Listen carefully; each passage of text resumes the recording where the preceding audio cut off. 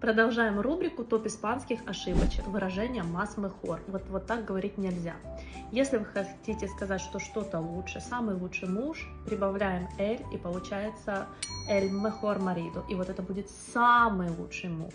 La mejor amiga, самая лучшая подружка.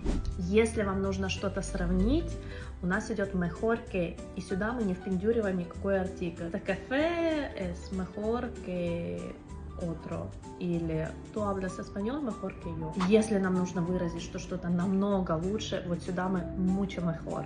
Например, este hotel es mucho mejor que otro, или ahora hablas mucho mejor, или hoy me siento mucho mejor, bastante mejor, muchísimo mejor, más mejor, me siento más mejor, или este café más mejor. Вот так нельзя говорить.